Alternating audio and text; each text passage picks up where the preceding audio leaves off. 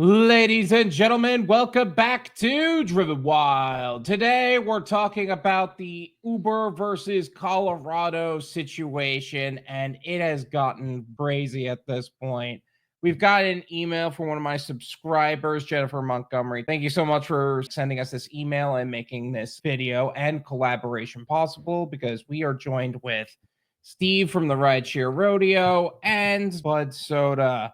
And we are going very deep into the conversation. Steve has been very active in the Colorado market as well. He's a gig worker out there too, and he's very well versed in the politics that come into it. So, with that said, we are talking all about that. And I do want to go over a quick disclaimer first, so that way we are all being like playing nice here. The content of this video does not contain, as never intended to be, legal, business, financial, tax, or health advice of any kind. This video is for entertainment purposes only and is advised that you conduct your own research and consult with qualified professionals before applying anything you find online. And we also want to be clear that everything we're going to be talking about is market to market and case by case. So what applies to me in my market, Steve's market, or Budsoda's market may not apply to you. Now, with all of that lengthy intro said, how's everybody doing? We're doing great. Good. Yeah, Thank you for your coming on, Steve, and Joe, for making this live stream possible. Yeah. Awesome. And I'm glad to, and I know Steve has been very well versed. If you want to take a second and introduce yourself, feel free to do so. Oh, that's not the right one. Yeah, I'm Steve at Rideshare Rodeo, and I guess the reason I'm on here is not only as a favor to these guys, but because this is a big deal to me. I've worked with Stephanie Veho on several occasions, and I'm sure we'll get into that. But the town hall made a major switch on how the transparency bill's passed, and then we'll get into the other bill too. But I am very well versed. I've actually spoken with lobbyists over at the Senate. I've been on the Senate floor, and my podcast has been used on the Senate floor as I don't even call it evidence or just findings that both sides got and whatnot. Like on there was like 7 different instances that they used things that I was saying. 5 of those were when I had Stephanie on, but there were 2 others. Yeah, I have a voice here in Colorado for sure. I'm glad to hear that we're talking to not just simply a very upset person on the internet. I'm sure that there's a lot of people who are very loud on both sides, but somebody who is actively involved in what goes on for gig workers on both sides, both for on the political side and on the ground for gig workers. So I think, Joe, you probably know, and I know Budsoda knows, that I love having both sides on, and I don't ever treat any side badly. Absolutely. I actually am one of those people who tries to facilitate a conversation, because when everybody's so divided, nothing gets done, or it gets done wrong. Yeah, and it's very easy to be on just one side. I know I have had tendencies to where I was very loud for gig workers, but not really taking into accountability how it would be for restaurants, or how it would be dealing with the political aspects of it, or dealing with the platforms themselves and actually building the platforms and staying within legal parameters. And of course, just dealing with the shady stuff that goes on with in all sides of it. So I know I've been biased, and you've been known to stay on a fair side for all parties. Oh yeah, and I catch it from the sides I believe in, because they vary. But the sides I believe in, I catch it from the other side every time I even have somebody on that doesn't agree with that. And I tell all the side that I do agree with that if I didn't have them on, how would we know what they think? Come on. Yeah. And that's kind of the point. Like, we need to hear from these people to understand how they think so we can move accordingly. And I know that Bud has had a lot of experience on a bunch of different sides, and that's why I like having him as a partner on these live streams as well, or recordings in this case. Yes, sir. I agree with you guys. Steve is the foremost expert I know, and he's the most fair, and I'm so happy to have this interview with you guys. Thank you. Absolutely. Yeah, Absolutely. for sure. So why don't we get started with Jennifer Montgomery's email before we get too sidetracked here.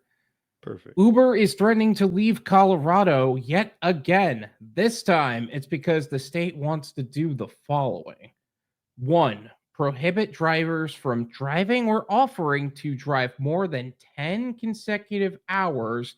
Colorado law currently limits drivers to 12 consecutive hours, 16 hours total, in a 24-hour period, and a maximum of 70 hours in a 7-day period. Idle/wait time is currently not included in those totals.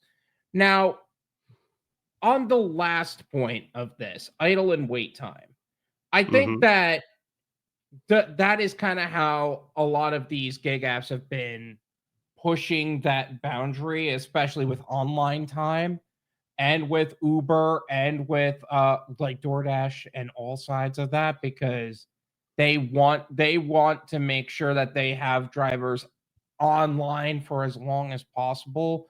DoorDash has their own like reward system nonsense. Uber specifically, I would say, is the one with the most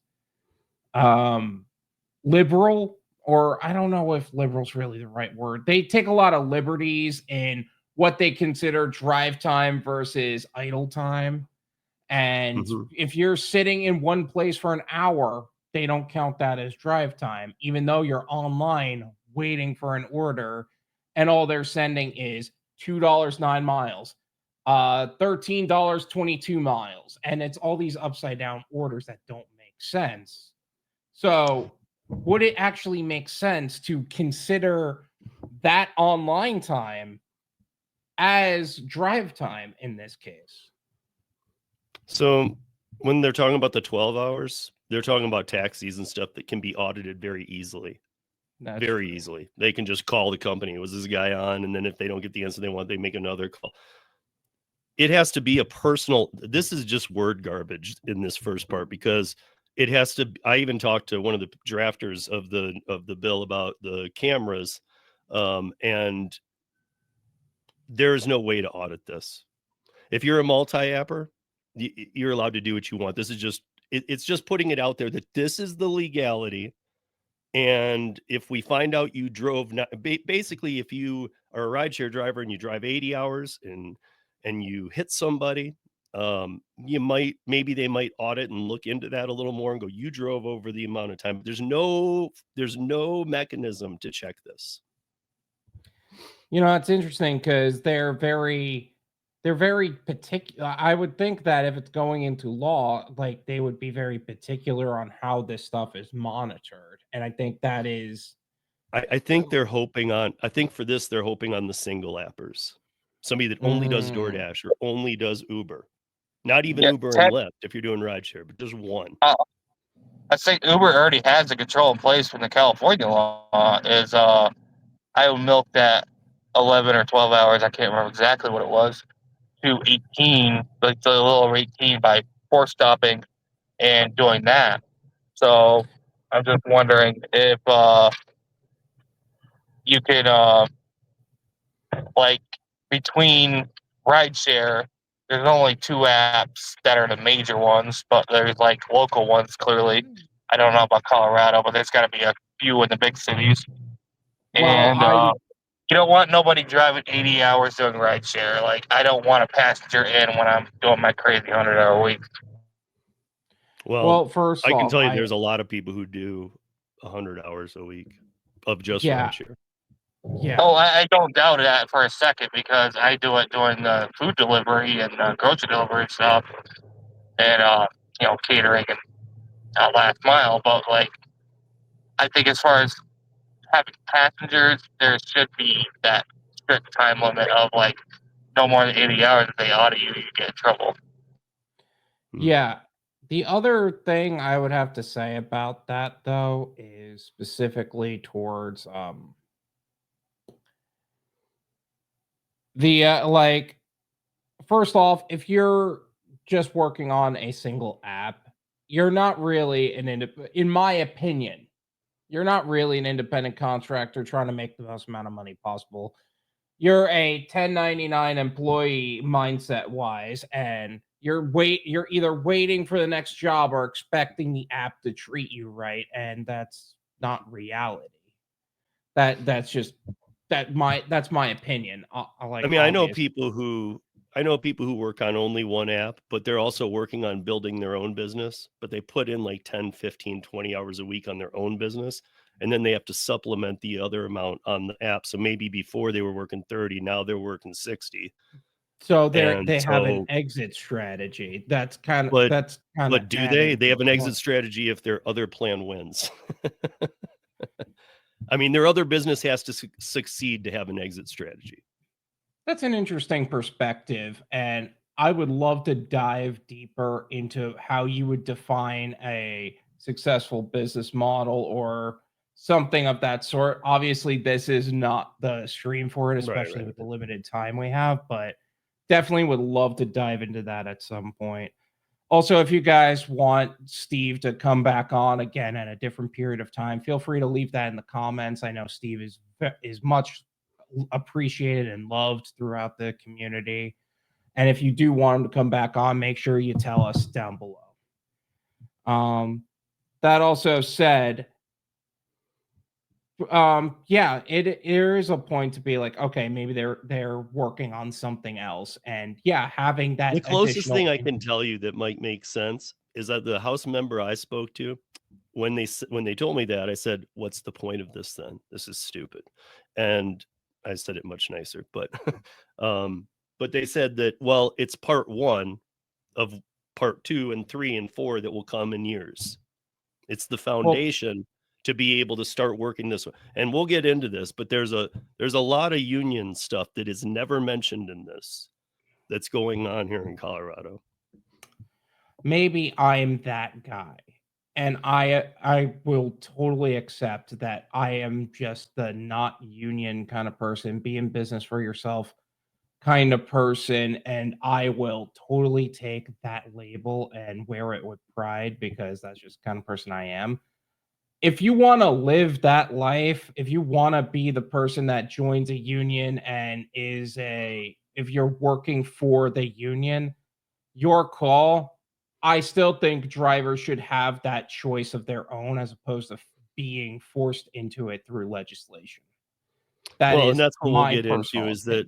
is that I mean, even the companies call us independent contractors. I'm right there with you, Joe. Like there's no way. I mean, I'm independent contractor through and through. As I get older, Mm. I'm not going back to a boss, and I'm definitely not going to go work for a union.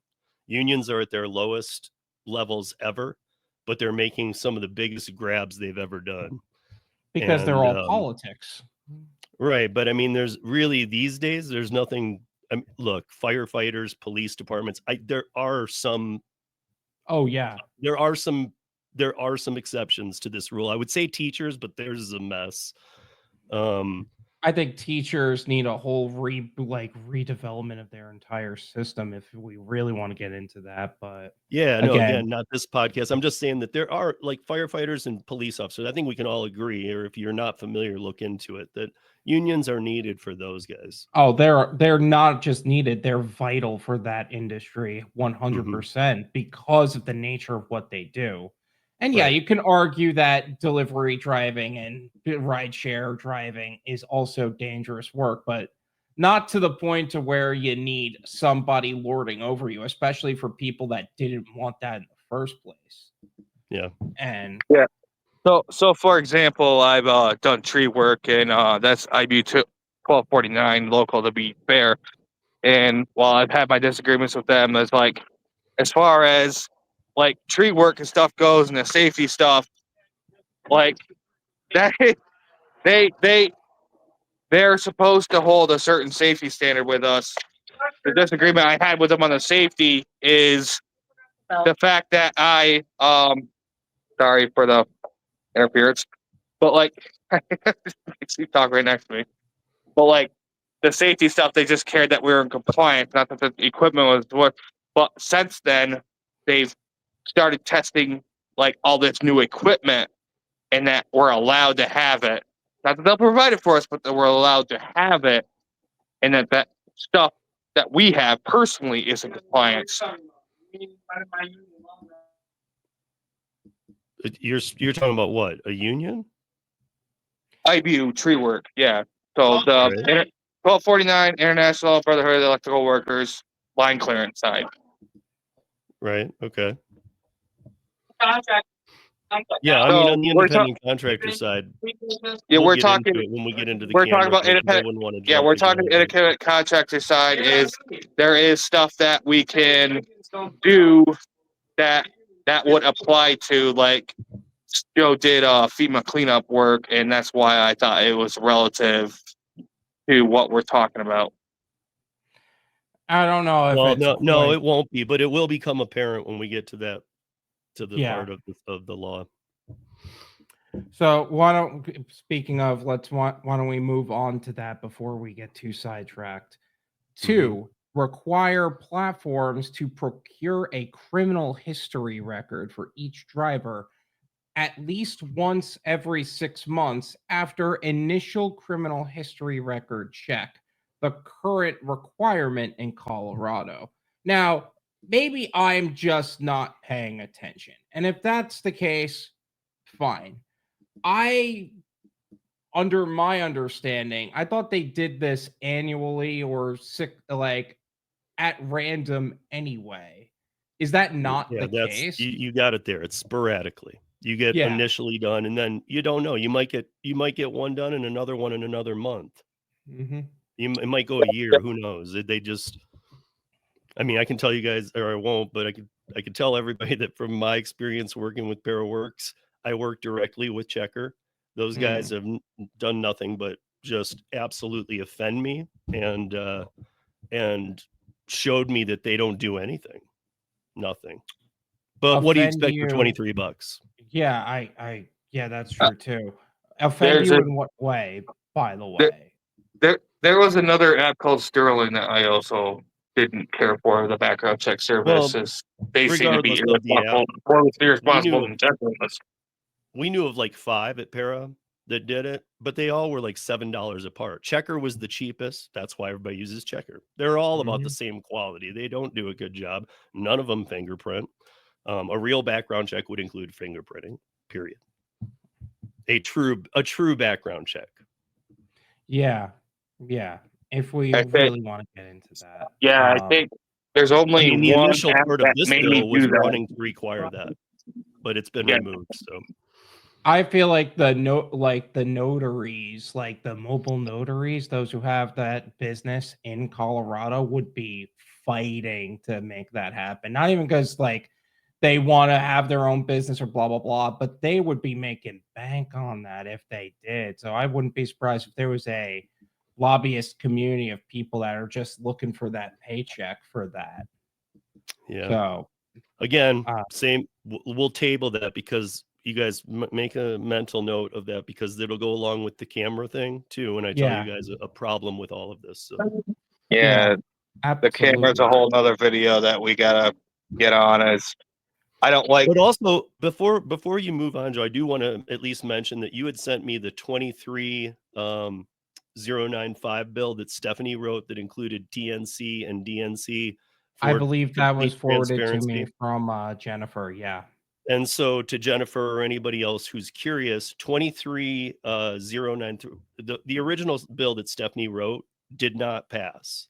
That one that you sent me. And so we had the town hall that summer. Stephanie was here with us. We had a Senate member who was against it come to the town hall we held here, and now he's for it, Senator Priola. And so what they did was split the bill on transparency. They moved the TNC to the Senate floor and they moved the DNC to the House floor because the bill itself was solid, but the only way to get it passed was to break those apart and have them be 2 distinct things, which makes sense.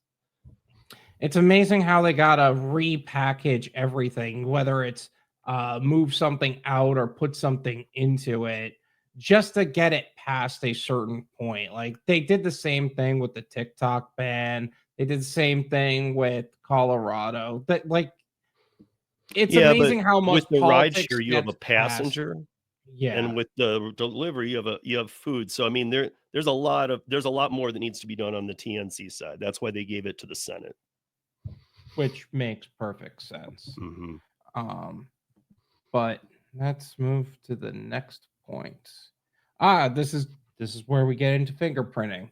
Require that the criminal history check be a fingerprint-based criminal history record check and eliminates the option for the individual to fulfill the requirement through a privately administered national criminal history record check.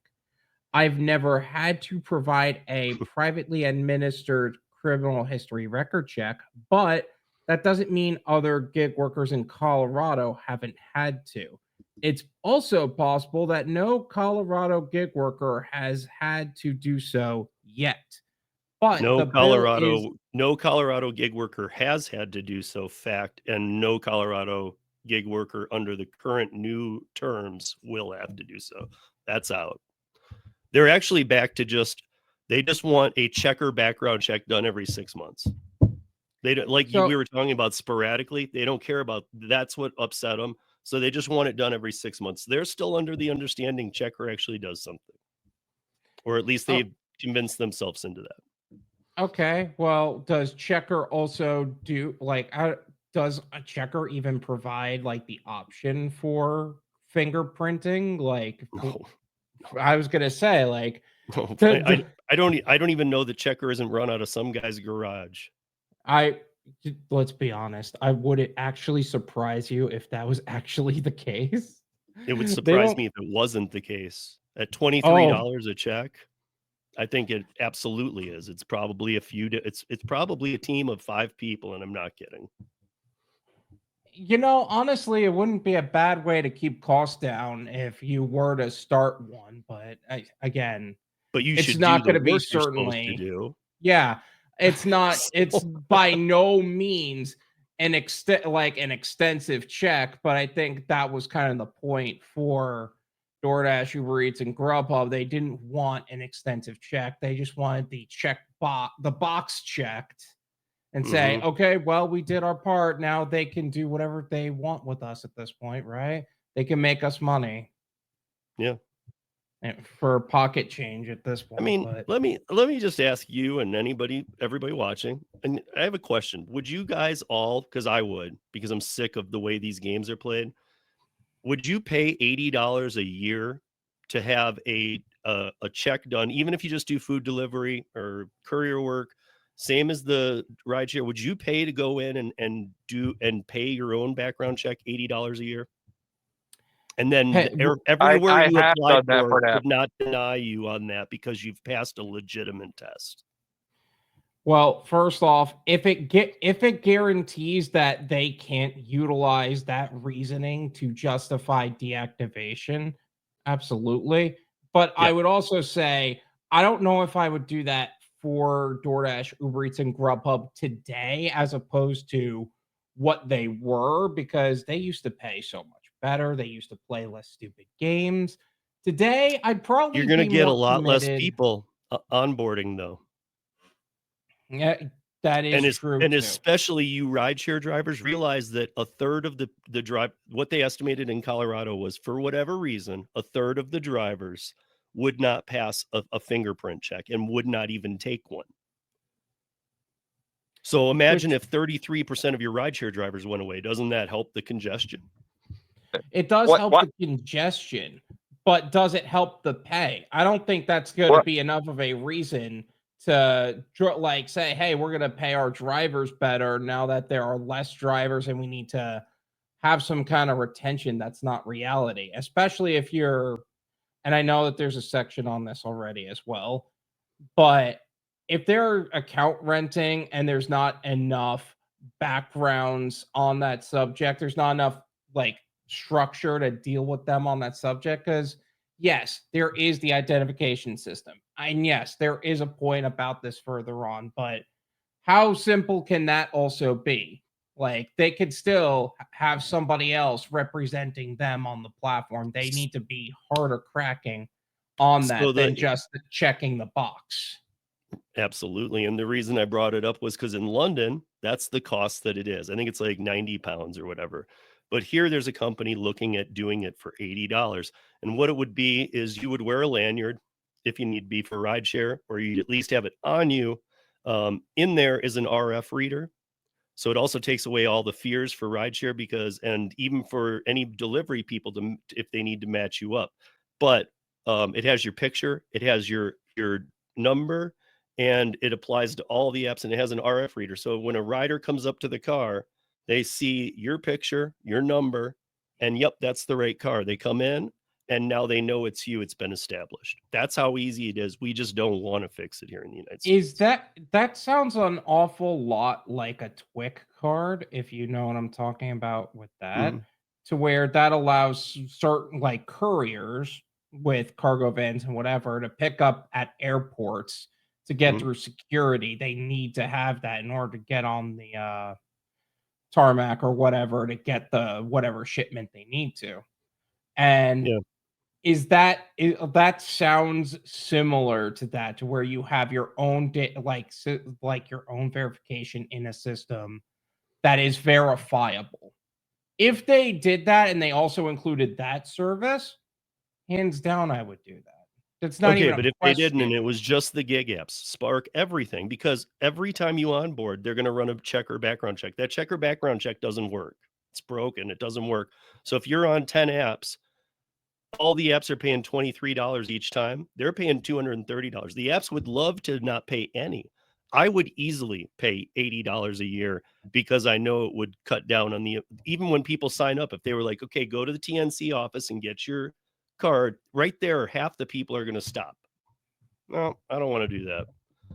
So I'm not going to pay 80. If you can't pay $80, and I don't mean this mean, but maybe you don't belong in this space because Yeah, that's you're not, not in business for yourself. yeah. And you You're a don't, and you don't 1099 have any faith employee. in it either.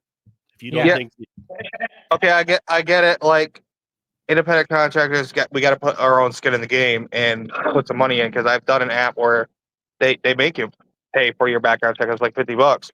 But like as far as why fingerprints and non-fingerprint background check are not bringing up the same criminal history is different things.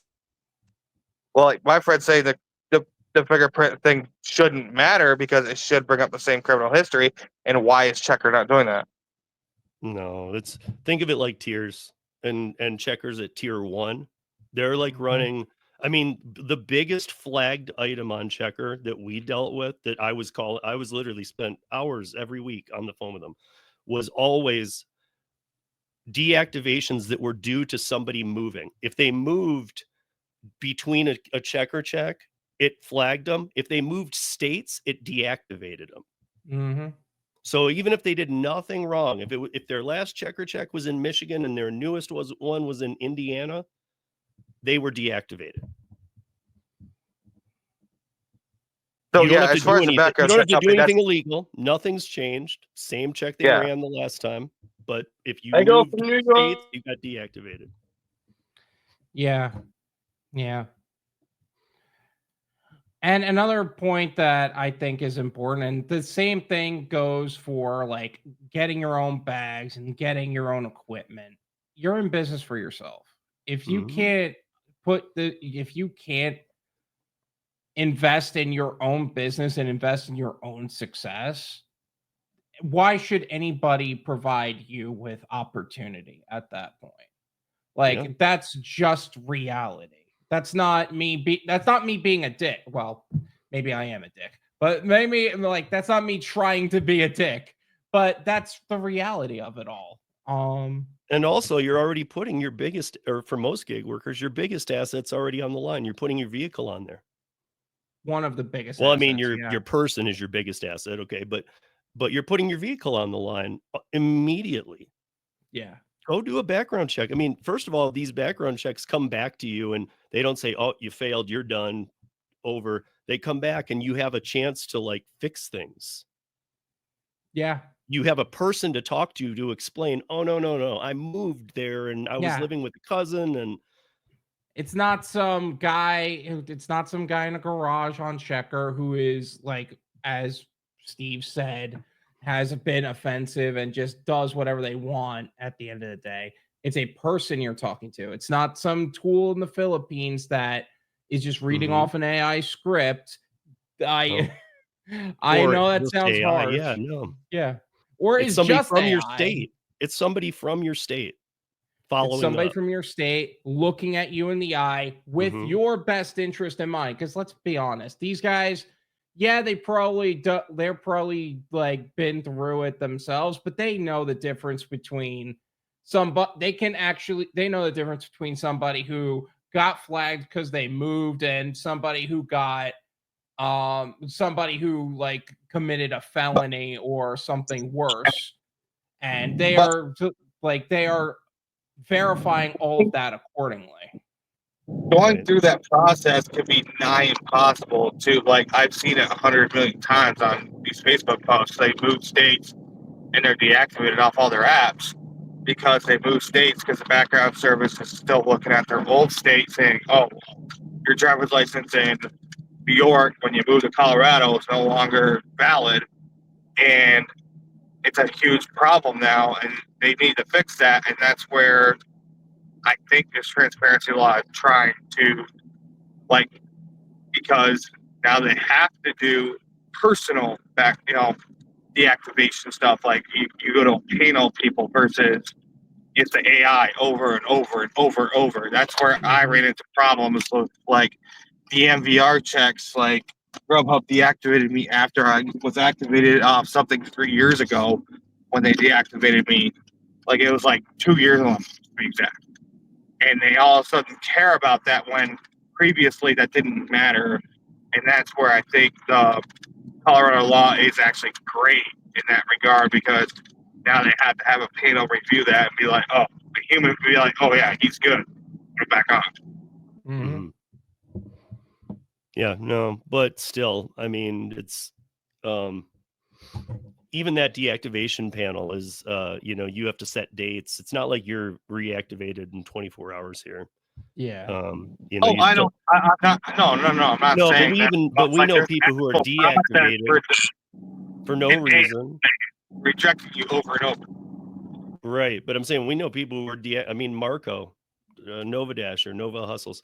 He has over 25,000 dashes. He was deactivated on a day he didn't even turn the app on, and that's the date they used with him.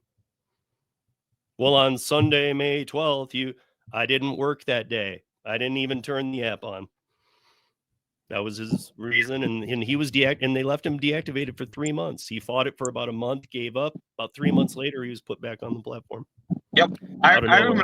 Like that's where there needs to be a fair process to where you can get it resolved in 30 to 45 days.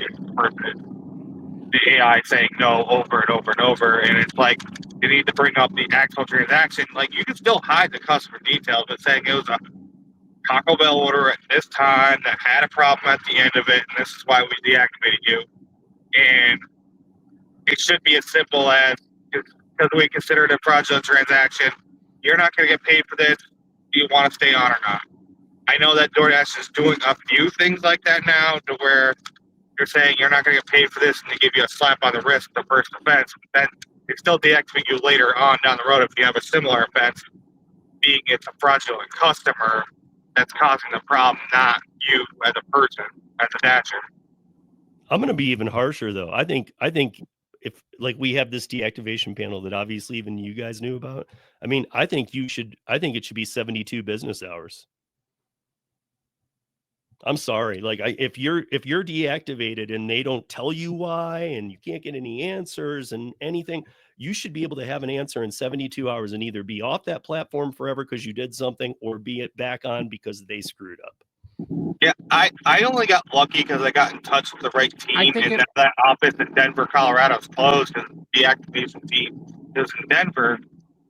Now that office is closed, they told me the actual reason I was deactivated was it was a closed door. I'm like, you have to put the actual reason they deactivated you, and a lot of them just say this vague, fraudulent or suspicious activity, and that's all they'll tell you. If you don't know the actual reason, you don't care. They don't want to be liable. Exactly, That's really the problem. And they would be liable. As soon as they put a reason in there, they're liable, and they better be right that you did that. That's why they'll because, never ever do it. and that's kind of why I think like there needs to be a much firmer, much more structured like entity that like checks for all of that. Like I don't like to say I don't want to say union but I do think a department of some kind that is designated for this specifically, checking to see if an independent contractor is the kind of person that did this thing. And if they appeal it, here's the thing, and this is where maybe this isn't the best move for me, like in hindsight, but here's the reality. If it is found that, yes, you did that thing, you are 100% at fault as the independent contractor. Every gig platform should be able to see that, and they should be able to make that judgment accordingly. But if you choose to fight it and you didn't do it, that company is now responsible for it. It does need to be a double-edged sword for both. Well, why not? Sides. You know,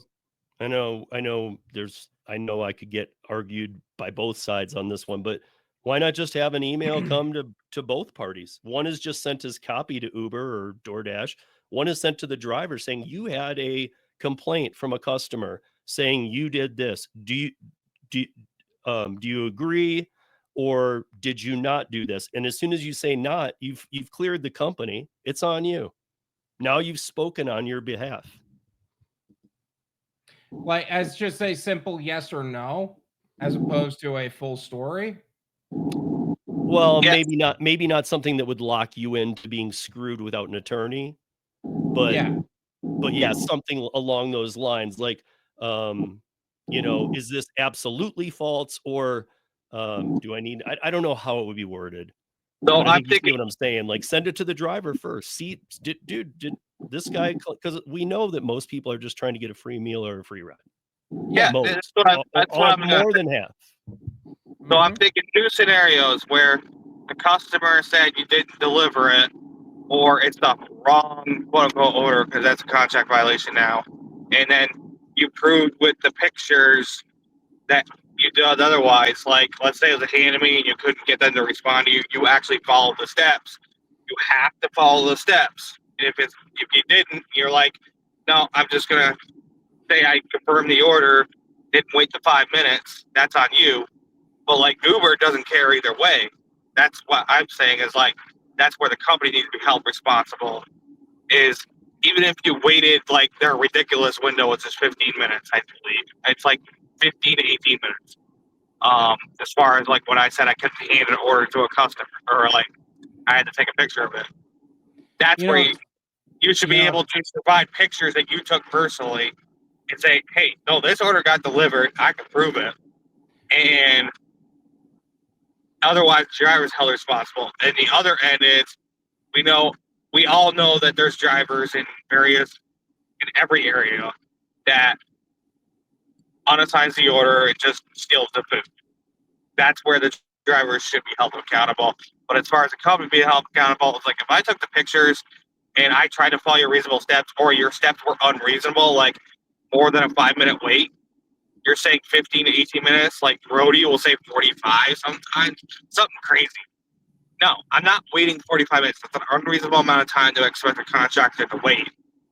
And I took the pictures and I proved I delivered it. You better put me back on because I proved I delivered it and this customer's being fraudulent. Yeah. But so is life. I mean, people do take the picture, come back and steal the food. Not everybody, but some. So I mean, look, so is life. I know people in the bar industry who get complaints the next day after they served somebody 10 drinks at a table of 8, and they get a major complaint. And how do you fight that? That's a W-2 world thing too. So I mean, it's everywhere. I mean, people can just complain because they complain, but these apps have not only allowed but taught us it's okay to just get your money back. No, yeah. Well, that's the thing, is that we've all seen TikToks and reels of people taking the picture and saying they delivered it with the address in the shot, but they come back and they snag that bag of McDonald's and they didn't do it. So if the customer can prove that, okay, you actually did this fraudulent activity, that person should stay deactivated. I want those people deactivated because they're illegitimate people rooting for the rest of us contractors that want to do a good job. Pretty much. And again, this is, there's been like 5 other subjects, but that's a whole nother subject. yeah, that's that. But, all we right, could go at this for hours if we we're really getting short on topic. Should we move on to the next slide, guys? Yeah. Oh, this one's the fun one. I think you guys were touching on this earlier. Require prior to each prearranged ride that the platforms verify that a driver providing the prearranged ride is the same driver authorized by the platform to provide the prearranged ride through one of the following methods: an in-vehicle dash camera, a live self-identification photograph or video, biometric verification by fingerprint or optical scan. I feel like that one's the most ridiculous. And another method that effectively verifies that the driver providing the prearranged ride is the same driver authorized by the platform for that prearranged ride. So Now, for me, I think the photograph of you and that you relatively match it should be enough. I'm talking for someone on UberEats side that had 6 claims that I wasn't the person delivering, and a red-haired, molded dude. Like, I've cut my hair now, but like, I'm a red-haired, molded dude. Very hard to mix me up with anybody else. That's fraud on the customer's end, and it should stop. But like, you should have to provide a photograph that says, or your rig camera, this obviously is the person. I know Steve personally had someone that definitely wasn't the person on the app. And he proved so, and the app still didn't want to do anything for him. It's like, seriously? Really? No, they gave me a free meal and comped that one, which was Yeah. almost worse. Oh, sorry, but did you get one of our illegal accounts? Sorry about that. Yeah, exactly. My point is, like, when it comes to accounts that accept every or almost every order they possibly can, they kind of look the other way. And I think Uber got sued over that at one point. It got dropped, but it was a well-known thing that if you have 100% acceptance or right near it, that they wouldn't do the identity verification like they do for everybody else who rejects. Because I would accept and reject everything, and I was around 30% when I was doing it, like at the time at least, like last year, when the orders were still pretty good. And they made me do identity verification probably 8 to 12 times a day. Like a ridiculous amount. Not here, do the identity verification once a month, once a week, once a day. No, we're going to make you do it several times a day and interrupt your work because we think you're being fraudulent because you're not accepting these orders. So I mean, Budsoda, you know this, that I had the CEO of Incogni on. Incogni is in 70 million phones worldwide. It's the new security team only for all gig apps we use, all of them, Uber, DoorDash, all of them. I had the CEO on, and he straight up said that facial recognition doesn't work. He said it doesn't work. He said that's why they brought us in. So I'm not going to get into what. Because both when Uber was trying to onboard, the identity verification, like the AI said my face wasn't real. And when I tried to do DoorDash, I'm just saying I won't get into all of it, but he even he explained exactly how it happens too, like how people are hacking it, what they're doing, and it's amazing. They started turn to the side. It's not actually taking your pictures on the sides. It's just making sure you're real and not a picture that was slid in for a quick second that they do when they hack. But even then, it just doesn't work. They're going on. It's moving to habits. Your phone is going to know, and your habits are going to produce whether or not they're going to try and check you in different ways. But I do want us to talk about that the House Bill 1291 that Joe about the video cameras, because it did change in the midnight hours of the night before the Senate's last floor meeting this last week, before they go on break. It had already passed the House 200 and some to 35, and then they did a subcommittee in the Senate and it passed 11-0. So they brought it to the floor, it passed, but they actually changed some things. So in the initial one, 4 bullet points is audio and video recording of trips with rideshare companies providing the equipment for rideshare companies. So Uber, Lyft giving you a camera. I already have a dash camera, Uber and Lyft. We still need to put one of ours in.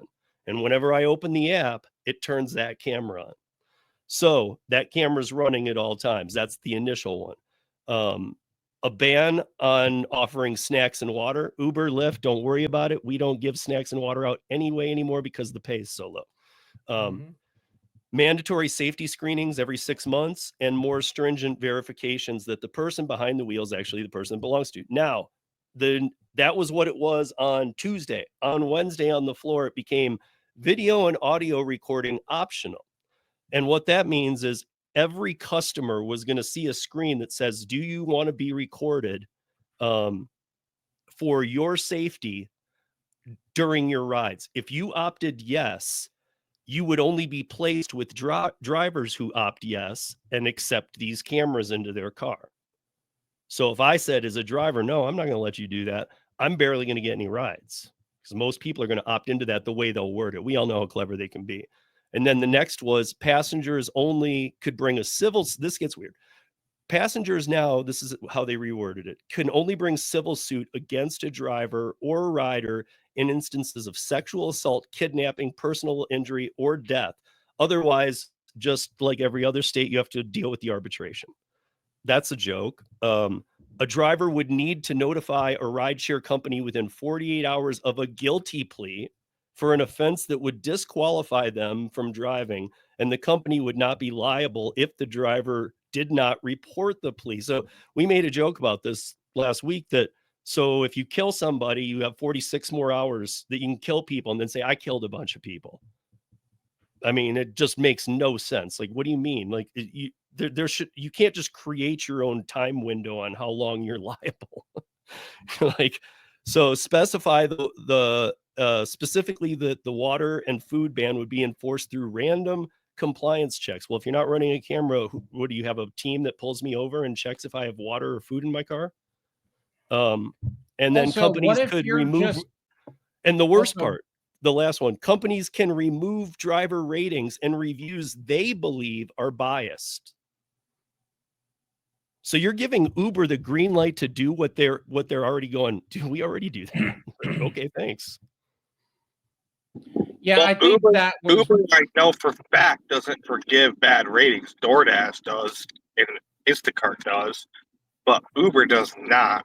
So you're saying Uber, oh, this 5-star streak looks suspicious, we're going to take the pitbull away. Come on, really? Yeah, and you know what? Since we did bring up the point of ratings, yes, I do want to talk about the whole aspect of it. The bill wants to make it illegal for the platforms to alter ratings to give drivers. It aims that make deceptive trade practice in the violation of Colorado Consumer Protection Act. Currently, it's possible that every contract violation from DoorDash and every customer complaint that support message from Uber in Colorado could be false. It's not like they're legally prevented from falsifying those things. And it's not like they have anything to gain whatsoever from doing so. Furthermore, if they can do these things to drivers, they could definitely do them to riders and delivery customers as well. So the way I see it, and since you said, like, yeah, now you're giving the green light to where they can do that with the new bill, from what I am hearing from this is that if they need to backdate a paper trail saying that this person who maybe they're just not accepting enough rides, or maybe they're not accepting orders with no tips, and they're just doing what they think is right, they can remove good ratings from you, like edit bad ratings, and backdate a paper trail accordingly, saying this driver just wasn't good.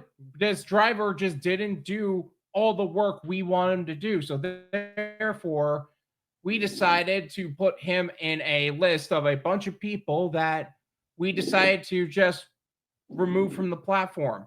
Let all of these other drivers make more money because they're better drivers in the eyes of the platform. because that is how they would operate it. We already knew, like, again, we knew that they were playing games with the ratings already. Like, how many times have you had have you heard about drivers that had this one rating that no matter how many they did, it just wouldn't go up or down? On-time rating was that. On-time rating is like that now that they revamped it. Customer ratings, some people have reported that it's not moving forward. Contract violations that have been on their account for thousands of deliveries, and it just never went away, even though they said it would just fall off in 100 deliveries. It's so common. And now they are when I initially asked about that, because that one threw me on the rewrite. I asked them about this. I said, why even bother? This is part of the problem. Why are you telling them it's okay? And they said that it was more meant to match up, like, okay, if you got a bad rating, they want to see, did Uber refund the client's money on that? And if they did, that rating has to go. I think that, you follow what I'm saying? Like, if Joe, if you order food, I see what need you're to saying. you more specifically word it to where they're allowed to forgive bad ratings, say 3 stars or less, or anything under 70, because I think Uber's 100% scale. And then if they refunded the client, that they can say that. They can put that specific verbiage and wording in the bill.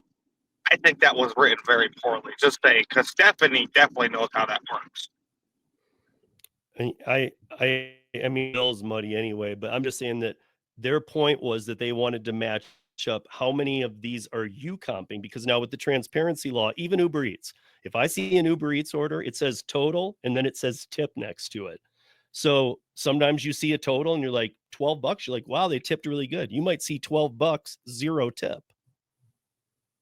I mean, there's no logic anymore. DoorDash does it too. You know, like I did a $14 wing stop that was going 1.5 miles out of my zone from my zone corner. And I got to tell you, I was like, great, I'll take it. Well, the old me would have said that's a great tip. But the new me sees the transparency. It said $14 pay, $0 tip. Yeah. Yeah. That's so the most. All the people who say I don't take no tip orders, or bad all the rating. people who say that they don't take no tip orders out here in Colorado, you've probably been taking them for a long time, and everywhere else. You're probably taking lots of no tip orders. Oh yeah, I've had $25 shops that are for a few items, like I mean 10 or less, and I complete it at 0 tip. Whoa! I figured they threw a $10 or $15 tip on it. The rest paid. Nope, all base. That's like crazy to me. I do like that there is a breakdown and all that, but that's the customer that will always give you a 3 or less star rating. Like, they're the customer that will always give you a bad rating. That's what the exemption should be. The language should be modified to match that. That's what I was trying to say. Actually, it should just be no rating, but I won't get into it with you because the rating is just to hurt the driver. Just, you know, if you have a real problem, if you had a problem, you should be calling Uber and be able to get somebody on the phone. If something happened to the level that you need to report it, you don't need to rate a driver. If I was rating drivers, honestly, I'd give them all 2 stars because these days they don't clean their cars. But I give them all 5 stars because I know what they go through. I know they're being paid crap. So, I mean, I'm not going to dump on them. You get me from A to B safely in a rideshare, cool. Like, I'm going to give you a 5-star unless you literally would have to go so far out of your way. But I won't participate in those because they're not supposed to be part of independent. I think what's really important though, and then however else we use up some time, but I think that this needs to be mentioned is that Uber saying they're going to leave. I know I've talked to Sergio, Torsten, all these guys who I always talk to about this stuff. And they're like, well, that's the playbook. I know the playbook. I wrote it with Sergio. So, I mean, listen, we know exactly what they do when it comes to the legislation parts. This is different because the whole state, they're demanding a dash cam going, and they're saying that it would lead to frivolous lawsuits, which it would. It 100% would. However, the real thing has not been reported on once. However, I've talked to people who all talk about it between themselves. It's so weird to watch We all know news is not reporting well, but it's so weird to get into a conversation with the people who are being spoke about in the news and hear their conversation, and they're talking about it openly, which is as soon as a camera goes into your car that's provided by Uber, you are now an employee of Uber. Because the independent contractor law in every state in this country says you must be free and clear of the hiring entity. Therefore, they can't tell you which mapping to use. They can't tell you which route to take. They can't tell you do this or we need you. No, they are hiring you from A to B to do a job. That's it. They don't have any more say over anything. They put a dash cam in, you're an employee. And the unions are just drooling over this. They're waiting. They love this bill because they want it to happen. That's why Uber's leaving. Uber publicly says, if they can rewrite it, not going to play the employee game. If they can rewrite it to where the driver has to have a camera, but the app doesn't have to provide it, you can opt into a system where you can't tell the driver what he needs to have. You can't do that. You can opt in voluntarily. You're breaking independent contractor law, bro. Even voluntarily? You can't tell a contractor what to do. No. Okay. So, like you were saying, the background check stuff, like independent contractor should be paid, if you're willing to do this, you want to cop up a few bucks to do that. This one app says $60, the other app covers it. But, if you want on the other app, well, you're paying this $50, $75, whatever it is. I'm saying that, like with the cameras, I think it should be voluntary or not to do the cameras. Like, you have to have a camera to opt into rideshare, but the app's not telling you that. The law is telling you that. But you can voluntarily on the app side say, okay, I just need to ask Budsoda before you go any farther. Do you understand how many people, if they were in an incident, would say, "Oh, my camera broke"? That's fair, but more than fair. It would happen in every occurrence. That's what we were talking about earlier with fair deactivations. If you could top up the video, you stay deactivated.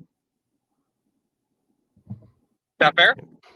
No, it's not. I mean, no, it's yeah. Not. I don't know if I the independent contractor law, and I'm all about that, so I just can't go there. Personally, I feel that to be held liable if they want cameras in these cars with rideshare because it protects both the driver and the rider.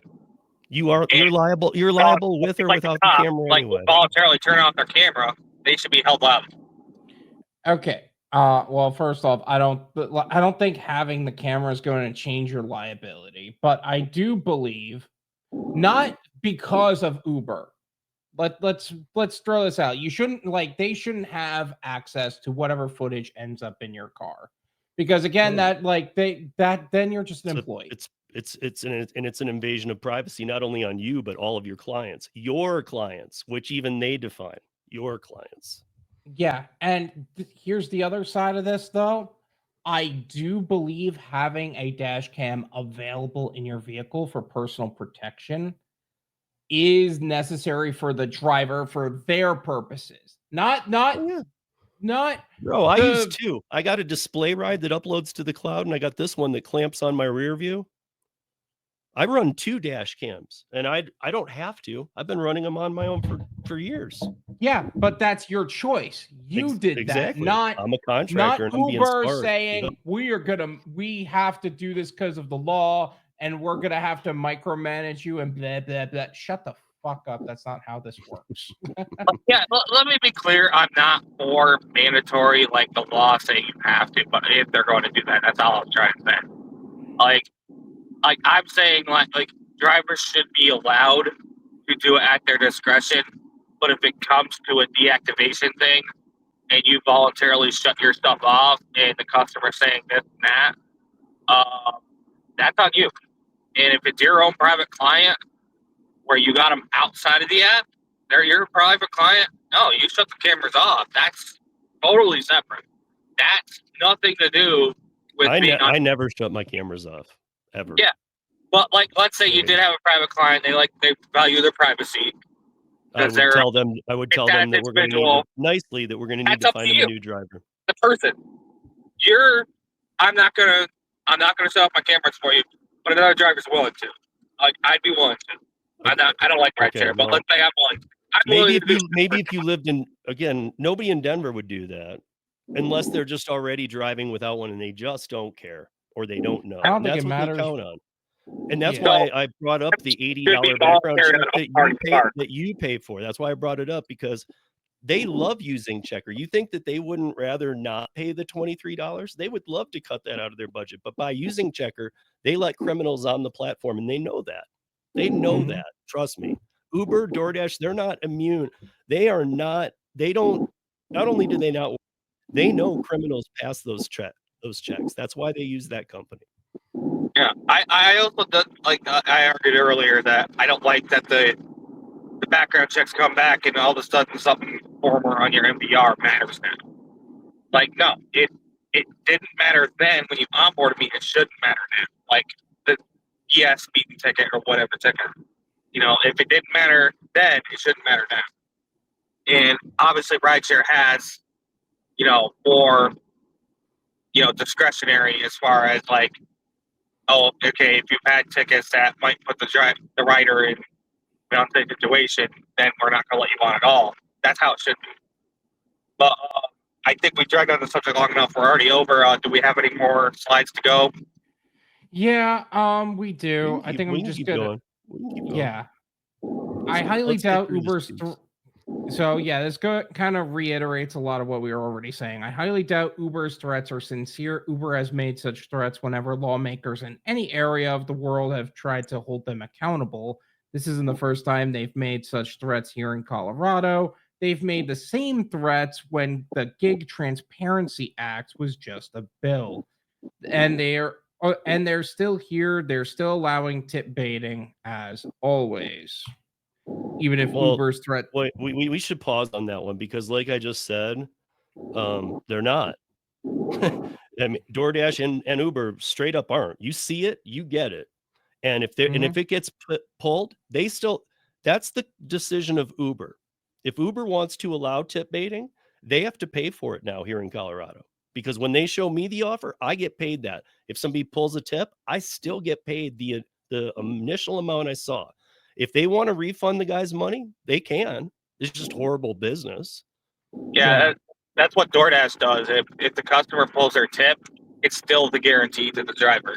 And but DoorDash is doing something that maybe you don't know about. DoorDash is doing a thing where some people are getting deactivated, and they're actually getting notices saying you delivered or we've deactivated you because you've delivered to this house multiple times, and they've pulled the tip every time. So they think the driver and that customer are in on this together, and the driver's tipping heavy.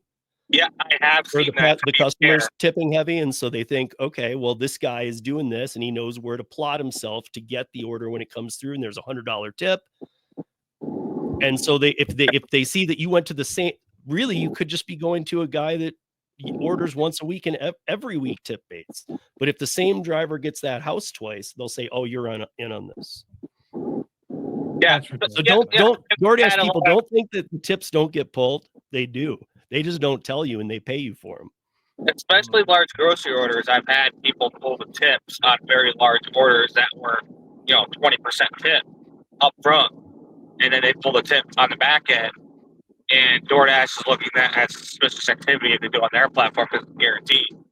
And so that's where the fair deactivation. Yeah, but to stick to what the Jennifer was saying here in her email was that she's talking about the 23 bill where they were to include it, and she's saying the original bill, the 24 bills that passed that went into effect DNC January 1st this year, TNC February 1st. They're playing. I mean, they've tried a few tricks, but they're playing it straight. They're doing what they were told to do. Mm-hmm. That's why, as much as I know that nothing's perfect, but what we have in Colorado for the transparency part, I'm all for. I think that's great. I think that every state should have fought for that instead of 120% of minimum wage on active time. I think that's so stupid. Like, those are just, I can't even imagine that lawmakers are in a room thinking this is a good idea. I agree. So this is how everybody I should want to just do be gigs. fighting for I don't want transparency. guaranteed wage. I want transparency. I decline or accept, and there's no strings attached. Because every single one of these places that has guaranteed wage has strings attached to where, especially in California, Prop 22, like people used to be able to stack. Now, like you got 2 minutes discrepancy, you're deactivated. And I understand why, but like I don't want that for that reason. I'm like, I see an order for $10 for 10 miles, but I'm out of the area already. And when I get there, they offer me a stack going the same direction. I should be able to take that at my discretion, not have a stupid wage law saying I can't. Well, I mean, in my opinion, all these laws are junk, but the transparent, like, I don't even like the one about I hate saying this. I hate saying this because I never do, but I think Uber should leave Colorado, and that hurts me. That actually hurts me getting to venues that I need to get to do sound or lighting and work, or to go downtown because I won't take my own car and park. So I need the rideshare, number one. Lyft will leave, even though they haven't said it, they will. But I don't want that. I don't want this stupid law to pass. And I do think it's stupid because you can't, it is all of this. I know that if you look at it, the person who spearheaded the bill was sexually assaulted in an Uber or in a Lyft in 2023.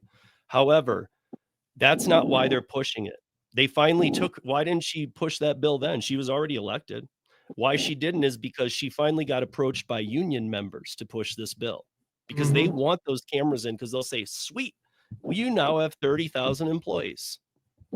Yeah, so that's why I don't like the apps have to provide the camera mandatorily. We just shouldn't even be talking about cameras, is my point. I think you guys should all have them. I think people who don't do gig work should have a camera. Everybody should have a camera. That's my opinion, but we shouldn't even be discussing this. A gig platform should not have to leave a state if you don't have a camera. If you're going to do passenger rideshare, you have people in your vehicle, you should have a camera. Even if you just do food delivery, there's people try to pull shady crap, you should have a camera somewhere on you, whether it be your phone or a dash cam. And you should have the right to record and take photos as a delivery driver. Yeah. My interesting thought, my thought when I heard that Uber threatens to leave Colorado for this, my thought was, go ahead. There are other companies. They're smaller.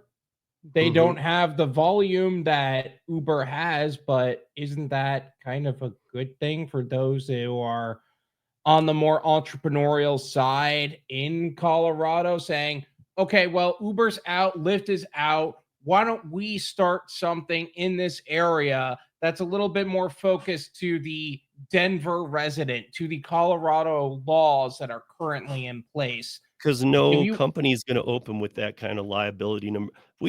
Plus, we all know this anyway. Like, look, Miami did it. Austin did it. They left Austin for a year. Austin begged with bags of money a year later for them to come back. Wow. Uber knows if they leave, they're going to be begged to come back to Colorado. Begged. Because rideshare is an everyday part of modern culture and transportation. If rideshare something goes away, there's no infrastructure to replace that or to support it. Because there's not enough there's not enough trains and buses to sustain that, because people want to go every which way, not along around. Plus, this whole dash cam thing is just a, hey, look over here while we're doing this over here. It is smoke and mirrors to the T. It's not about a dash cam. It's about making you an employee. And that's a big deal. Yeah. Like, I have talked to these people. I've talked to the 2 people on the 7-person deactivation board. To say you're an employee, because once they say the apps make you do something, then you're suddenly an employee, even if it's the law making them do that. I think that's horse crap. So the deactivation platform, or if you're deactivated wrongfully and you argue it, 2 people of the 7 on that platform who are the human review are union leaders. So of course they're always going to fight in that way. In that respect, I'm cool with them being there. But the reason they're there is because we have more union people in this state than we've ever had now. And I don't mean people who want to be in them. I mean unions coming here because they see the opportunity to just pounce all over. We're making some really crappy laws. And again, how does Uber not say this? Because Uber just on January 1st for Uber Eats and on February 1st for Rideshare, they just had a transparency law imposed on them. Now, 3 months later, you're hitting them with a dash cam law and they're going to be employed. Of course they're going to leave. I got to be honest, I don't even blame them. I blame them for a lot of other things, but not that. As far as they know they're going to be open to employee type lawsuits. We see those stupid ads on Facebook every day. Oh, have you drove for Rodeo? Were you an employee of Rodeo? No, I'm a contractor. Stop saying that. And they know they're going to be open to that, and not to mention the cost is going to be astronomical. They won't do employees. Camera, which is the lowest cost. Like to save all that on a cloud, you got to buy server space. That's incredibly expensive. Mm-hmm. That's why. In the end, it all doesn't matter though. They can't afford payroll. Payroll can be 30-40% of your generated income. Mm-hmm. They can't afford payroll. They can't make a profit right now.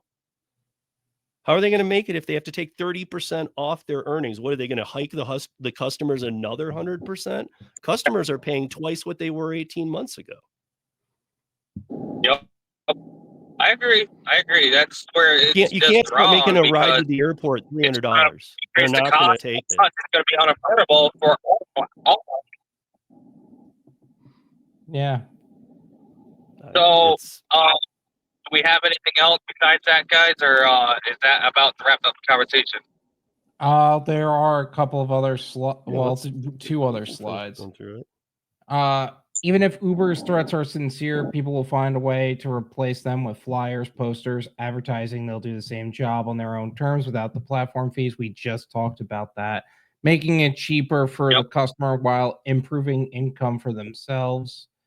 These platforms but at the same time, those people will have to find their own. Now, if Uber and Lyft are gone, you will have to go out and get true, real, in the box. You're not going to have it a la carte. You're going to have to go get commercial insurance. And I guarantee everyone you can't afford it. And I'm not being mean, but I just guarantee you can't afford it. Yeah, it's a lot more expensive than people give it credit for. When I was working with FEMA for a bit, like, it's amazing how many people think, oh, let's go. Oh my God, why can't you pay your drivers better? Like, it's all this money that you guys are making from it. Do you know what the expenses are for commercial, for just all the insurances, for the liability, for the vehicles that you need to make sure that you have for this kind of work? Are you kidding me? Because you had to fight on that because it was this X dollar amount, then they wanted a ridiculous triple, quadruple amount, basically. And you had to find this other company that actually ended up being cheaper than the original premium. And understand, too, if it goes, to pay a bunch of those extra premium. Understand, too, that on top of all that, now you're going to have to be fingerprinted. Now you're going to have to pay all those own costs. I mean, I know the gig economy pay is down, but the bottom line is, you guys, it's been an amazing tool for us to have flexibility, yes, but also to spread your wings and see what else you might want to do with things. So like when you said private rides, great idea. Start landing them. I hear people talking about it. I know I talk to Jeff, Mike Drop Barbecue, about this all the time. Get your own rides because you've had 10 years to do it. They can't do a damn thing about it. So, I mean, get your own rides. That's fine. But you still would want Uber to stay because if they leave, they're going to change all the ways. You're going to have to pay way more than you can make. I think my friend Scotty, who runs the NYP pizza up here, he used the rideshare as a way to help get him there. Where he got private clients, and then he find a rideshare on the way back or the way to, depending on where he had to pick them up. And he landed more and more private clients, and he used that to fund his current business. He has a physical location and a pizza truck now, where he's stationary at a general place on the weekdays or weekends, or he's going out to events. And that's how he propelled his business. That's the way to go as private clients. But you have to have the insurance stuff to do that. But who's to say that the unions and the politicians aren't going to come after you as a little guy? They're going to, if the rideshare companies suddenly leave and the former rideshare drivers suddenly start taking on private clients, do you not think the politicians and the unions are going to want a piece of that pie? You're joking if you say no. Mhm. Well, it wouldn't matter. They'd be begging. We have 30,000 drivers in the Denver metro area. They'd be begging them to come back because, again, we have high rises that have went up that have eliminated parking lots even. So there's people who live in 28-story buildings that don't have parking for a mile and a half. Mhm. So therefore, they just don't own cars here in Denver anymore. A lot of people. Yeah. And so it just doesn't work. The infrastructure would collapse. Yeah. And that's just the rideshare side, let alone like food delivery or anything else. Yeah, you could probably do it on bike or something, but even still. And getting private clients for that is actually easier now because I know a lot of people getting into the DSP space. And I've actually launched a course talking about the DSP space. And that is good. That is a method that you can go down. I know we're focusing a little bit more on the rideshare side, your Rideshare Rodeo. Well, But- no. I mean, I talk about all gigs, and people should know that. I mean, I talk about everything, and I do mostly courier work. But I'm just focusing on the rideshare part because that's the union's way of trying to get into Colorado. Mhm. They think that, I mean, trust me, for all you people who do delivery who are like, well, this is rideshare, won't matter. As soon as it's in with that, it's going to you guys too. It's going to be Yeah. on everybody. And that is absolutely true too. And it's also It's like the CFW has tried to invade the food delivery space for a long time now. So as soon as they got their tentacles in with their related union for rideshare, they're going to Mhm. immediately be on food delivery, for catering and even last mile delivery. It's going to be everywhere, and you can't get away from it.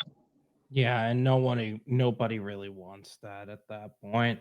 But I know we were talking a little bit more about private clientele and building your own lists and building your own businesses. If you guys listening in do want to start to build your own delivery service provider or even your own rideshare clientele or whatever that looks like, make sure you're taking those steps to do that. And if that is the route you want to go, yeah, it's more expensive. If that is the route to go, we all understand somebody wanting to be in business for themselves. And if you guys if you guys are listening and you are looking for that, make sure you check out the Build Your Own Delivery Service Provider course. I have partnered with high-level professionals to create a course breaking down what it would take to make a six-figure earning business in as little as 90 days. We help you build your own business foundation and sourcing and structuring your team, whether it's the riders, drivers, support teams, etc., and access to top of the line technology with seamless integration with some of them with the top competitors out there. So that way we are changing the game and transforming how businesses serve customers and how gig workers get greater opportunities. So whether you're a gig worker looking for more opportunities to earn or an exit strategy, as we were talking about, where if it works, we have worked with professionals that have proven the business model effective. Make sure you check the link in the description to check that out. But that also said, let's get into the last slide because I think we have taken up too much of everybody's time at this point. These platforms have mistreated gig workers and customers long enough. The cheapest, most effective way for these companies to avoid legislation like these is to treat those who give them money, customers, merchants, riders, etc., as well as those who give money to drivers, taskers, support agents, etc., fairly. Lawmakers like Rep. Jenny Wilford and Stephanie Vigil, a sponsor of the Colorado Gig Transparency Act legislation, are the end result. That is the last slide. Yeah. I mean, You know, a good follow-up is I should get you guys in touch with Stephanie Veho. She'd probably be willing to have a conversation with you guys. She's super. I mean, Budsoda knows. Like I am really close with Stephanie. I don't agree with a lot of her stuff. I don't, and we're cool with that. Again, that's how I operate. You know, we had a bill that actually became law here that, you know, you can take kids away from their parents if they choose to gender reassign, and it's called LGBTQ 13 plus. As 13 years or above, you can make the decision to transition, and you can have a new name. And if your parents don't call you that name, you can be removed from your household. That's a law now. Yep. That's because, and obviously she's that's on a the left. whole nother Yeah, topic. yeah, that's a whole other topic. She supports something like that. But as far as gig transparency, we could be in agreement, but we could disagree on something like that to where She's not as I far think onto that, that like, either. And kids be she's kids, part of that community, but she's not as far into the 13 stuff. She's just she's about trying to help the people who want to transition as adults, but she got tied into that because everybody did. Yeah, I think it should be to the age of consent. I respect everybody's choices as an adult. I think a kid, like if you're under the age of 18, or and honestly, if I'm really being honest, under 21, like in those years where you're trying, I would argue 25. And I would say that you have to take a class too, a literal class that shows you some of the 80% of the people who cry every day that they did this. You should have to take a class and see you need to be stories. educated on what it actually means to transition, because you could feel like a different gender, but then do you know what it really means? Like, it's so funny because I think all of us think about, and obviously I'm dumbing it down so much for everybody. I'm obviously sounding like a stupid bigot on the subject, but if you really think about how many times you've had the conversation, would you be what would you do if you were this gender for 24 hours? What if you were that gender for 24 hours on their period, or 24 hours, but you were in a household where they treated the boy differently?